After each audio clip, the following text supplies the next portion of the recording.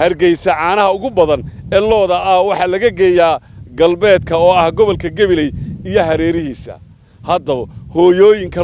looda dhaqda marka ay caanahaasi geynayaan meerihii laga iibsanayay waxa ay yiraahdaan erey caana kuwii dhaqday baa dib loo mariyay dhallaanka hargeysa gaarsiin daawadayaal maanta barnaamijkeenu waa ka duwan yahay barnaamijyadii hore maanta waxaynu iskarab dhiganaa waa Holland iyo gobolka Gabiley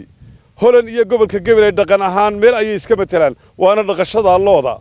balse laba arrimood ay ku kala duwan yihiin Holland marka laga hadlayo dhaqashada looda qaabka ay u dhaqato waxa loo jirtaa ama dadka looda leh maalgeliya dawladda isla markaasina waxay u dhistaa guriyo iyo waliba dhul ay ku wareejiso qofka xoolo dhaqatada ah ee looda dhaqda dhulkaasi oo lagu dhaqaaleeyo looda isla markaasina loo beero waxana looga beeraa arabikhida iyadoo oo isku dhameystiran isla markaasina arabikhida isxambaaratay ayaa loo gooyaa isla markaasina waa loo shiidaa waana loo aasaa waqtiyada jiilaalka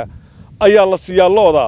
dhaxanta waxay ka gashaa guriyo caanaha waxa laga qaadaa booyado marka ay nastaan loodu caanaha booyada ayaa laga qaadaa isla markaasina waxa la geeyaa warshadaha dalkaasi Netherland warshadahaasi marka lagu farsameeyo caanaha waxa la geeyaa magaalooyinka ugu waaweyn ee dalkaasi sidoo kale waxa loo warshadeeyaa ama border looga dhigaa oo lagu warshadeeyaa daasadahaasi ayaa adduunyada loo kala dhoofiyaa qaabkaasi ayay lacagtii la geliyay loodu ku soo noqotaa balse loodan gobolka Gabiley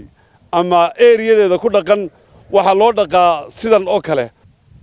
looda waxay u dhaqdaan 8 neef ayuu qofku leeyahay looda gobolkan Gabiley 8 neef 4 neef ayaa uga dhalay neef waa maasha waxaanu ku cadeystaa raashinkiisa 3 neef kalena waa la iib geeyaa isla markaasina caana diiq ayaa halkan ka qaada caanahaasi waxa la geeyaa caasimadda Soomaaliland ee Hargeysa caanaha ugu badan ee looda waxa laga geeyaa galbeedka oo ah gobolka Gabiley iyo hareerihiisa haddaba hooyooyinka looda dhaqda marka ay caanahaasi geynayaan meerihii laga iibsanayay waxa ay yiraahdaan erey caana kuwii dhaqday baa dib loo mariyay dhallaanka hargeysa gaarsiin waa qaabka marka caanaha la iibinayo ereyada ay ku dhawaaqaan hooyada caanaha iibinaysa taasina waxay muujinaysaa in caanahaasi ay iibinayaan iyagoo ay u baahan yihiin balse ay masaariifsanayaan oo ay soo siisanayaan raashin uu ka mid yahay raashinka la soo dhoofiyo sida bariiska iyo walibana baastada oo aan awal hore lagu karin jirin dhulka miyiga hadda waxay u baahan yihiin xoolaha ku dhaqan ama looda ku dhaqan gobolkan Gabiley ee ay iskaga mid ka yihiin dhanka dhaqashada looda dalkaasi Holland in la maalgeliyo isla markaasina la dhaqaaleeyo lana geeyo meelaha looda ay ku nasato isla markaasina cawska iyo beeraha loo beeray loo shiido laguna siiyo fadhiga si ay u yeeshaan caano badan